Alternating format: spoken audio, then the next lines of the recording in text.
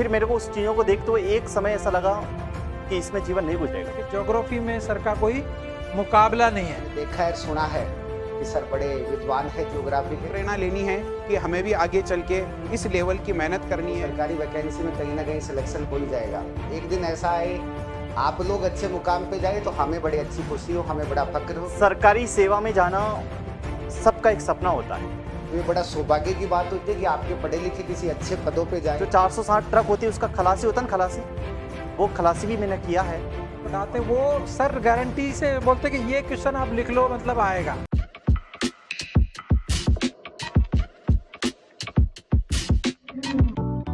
आप सबको पता है कि गोपाल जी सर अपने एनसीए पे पिछले 4-5 साल से काम कर रहे थे और ज्योग्राफी पढ़ा रहे थे आप सभी लोगों को।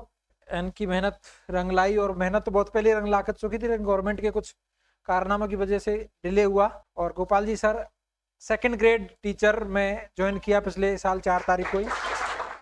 सर को हम सबकी तरफ से, एनसीए परिवार की तरफ से बहुत बहुत बधाई और शुभकामनाएं। सर की जो ज्योग्राफी है, जो बच्चों ने पढ़ी है वो जानते हैं, जो बच्चे ऑनलाइन वाले हैं वो भी इस चीज़ को जानते हैं कि ज्योग्राफी में सर का कोई मुकाबला नहीं है। ठीक है, जो किसी भी इंस्टीट्यूट पे पढ़ाते हैं ज्योग्राफी या जो सर पढ़ाते हैं, वो सर गारंटी से बोलते हैं कि ये क्वेश्चन आप लिख लो, मतलब आएगा, है ना। उस लेवल पर चीज रहती है कि कोई सिंगल एक क्वेश्चन सर का बाहर नहीं जाता है। और ये इनकी एक बहुत लंबे समय तक मेहनत करी है, प्रयास किया है, उसका परिणाम है कि आज ये इस मुकाम पर हैं, बिल्कुल जमीन से उठ के और यहाँ तक सर पहुंचे।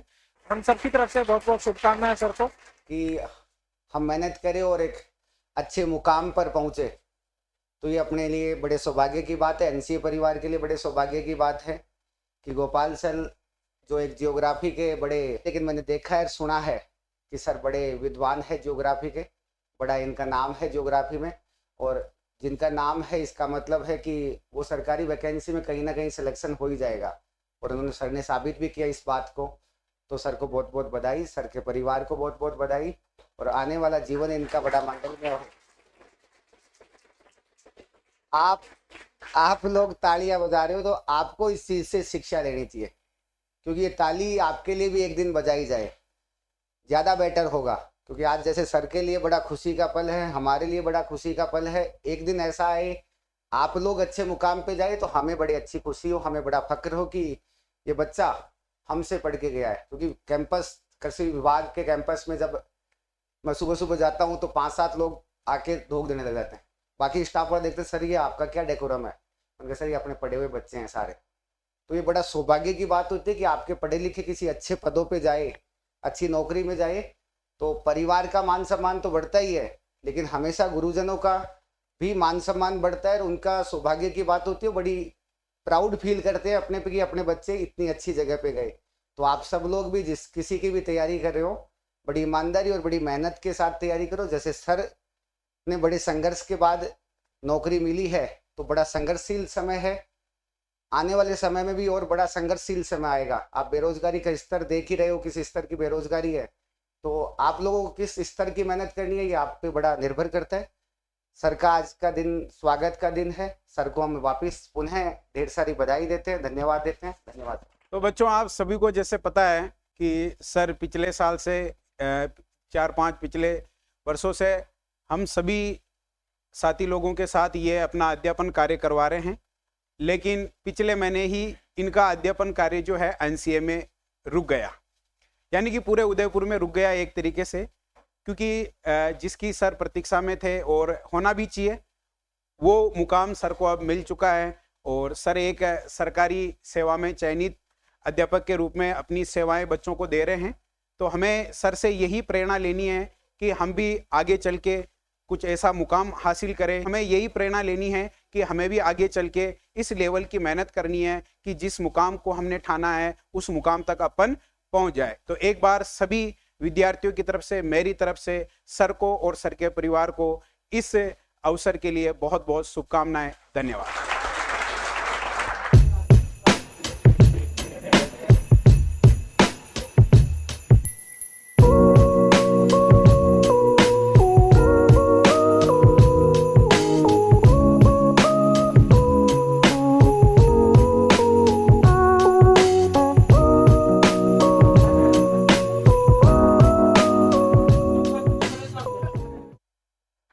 सरकारी सेवा में जाना सबका एक सपना होता है और मेरा भी एक सपना मेरी माँ ने देखा था।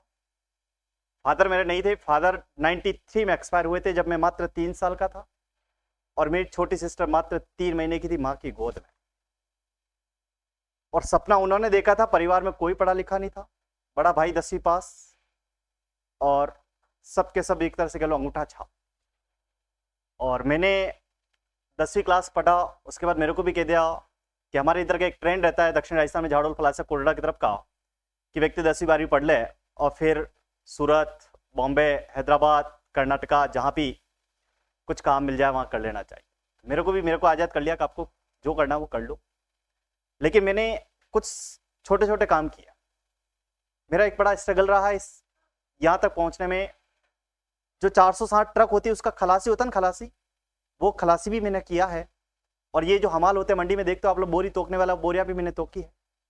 लेकिन फिर मेरे को उस चीज़ों को देखते हुए एक समय ऐसा लगा कि इसमें जीवन नहीं गुजरेगा, सपना कुछ ना कुछ बड़ा देखना होगा। और मैंने सपना देखा था RS का। 2 बार मेंस लिखा लेकिन फिर वहाँ भी नहीं लगी।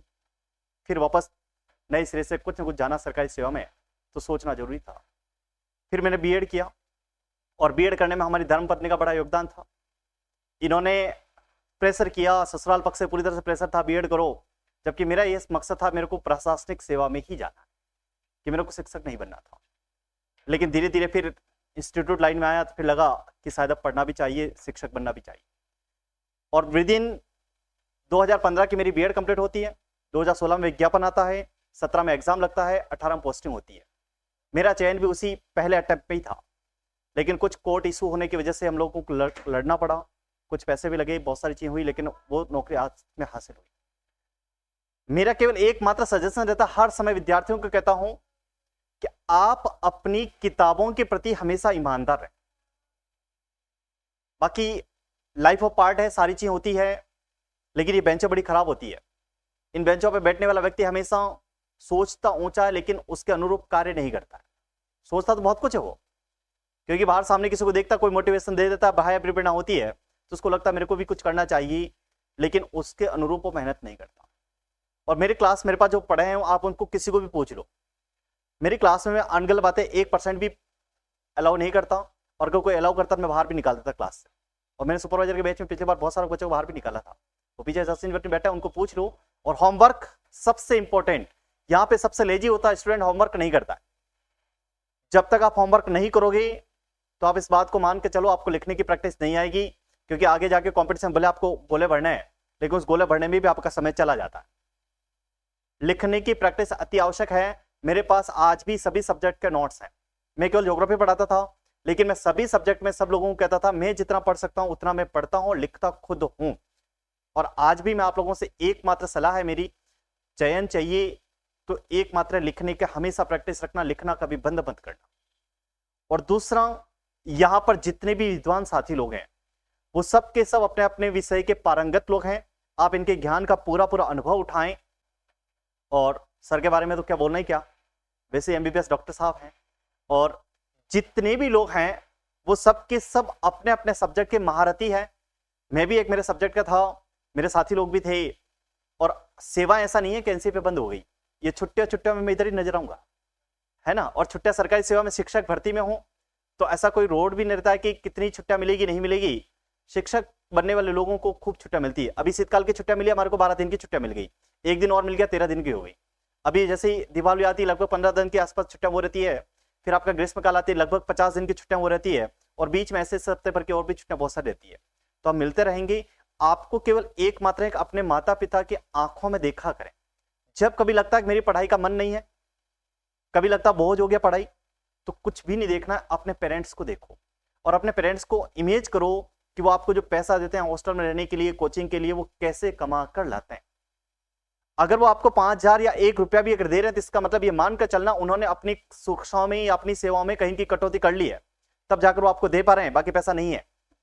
और मैंने क्या है कि पैसा खुद ने कमाया और खुद ने लगाया, इसलिए मेरे को पता है कि उस पैसा कमाया कैसे जाता है।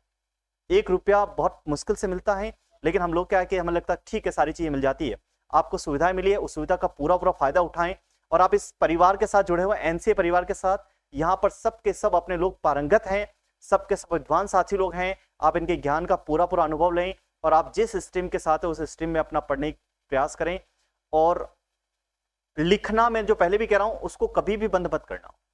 आपको याद भी करना है तो रफ रजिस्टर हमेशा साथ में रखो और उसके साथ पढ़ा करो कि मैंने इतनी बार इसको लिखा है। और सिलेबस के साथ हमेशा कहता हूं 2 कॉपी रखनी चाहिए, एक आपकी बैग में होनी चाहिए, एक आपकी स्टडी टेबल पे होनी चाहिए। और उसके ऊपर पेंसिल से लिखना होना चाहिए कि मैंने इस सिलेबस को 1 बार पढ़ा है, 2 बार पढ़ा है, 3 बार पढ़ा है, 4 बार पढ़ा है, 5 बार पढ़ा है। और मैं जब जब पढ़ता था, मैं आज भी उस पेंसिल से लिखता हूं सिलेबस के आगे कि मैंने इसको 1 बार पढ़ा, दूसरी बार पढ़ा 2 लिखता हूं, 3 बार पढ़ा 3 लिखता हूं, 4 बार पढ़ा 4 बार पढ़ता हूं। और उससे क्या होता है कि लास्ट में जब परिणाम आते हैं, सफल असफल एक अलग इश्यू है। सफल हो गए तो वो सारा परिणाम है, असफल हो गए तो लोग बहुत सारे ताने देते हैं, मैंने भी बहुत सारे सुने हैं। लेकिन अगर असफल भी हो गई तो आपके पास एक आईना होगा कि मैंने इतनी मेहनत करी थी लेकिन कहीं ना कहीं थोड़ी सी और कमी रह गई, और इसलिए वापस उसको जुड़ना चाहिए। तो वो आईना है। बाकी फिर आप कितना भी कुछ भी कह लो, मैंने इतना पढ़ा, कोई आईना नहीं आपके पास। अगर आपने वहां पे लिखा हुआ है कि मैंने 1 2 3 4, तो आप आईना किसी को देख सकते हो, मैं 4 बार इसको पढ़ा था लेकिन मेरा चाहे नहीं हुआ, उसके पीछे कोई और रीजन हो सकता है। और मैंने ऐसे असफलता के दौर खूब देखे। सफल एक बार में होता है, वो गॉड गिफ्टेड व्यक्ति होते हैं। मैं भी था, मेरे पास पहले अटेम्प्ट में सिलेक्शन था, लेकिन कुछ चीजें ऐसी हुई थी जिसकी वजह से मेरे को लड़ना पड़ा, यहाँ तक आना पड़ा। और हम आपके साथ लगातार मिलते रहेंगे और इसी बात के साथ मैं वाणी में काम करता हूँ। धन्यवाद।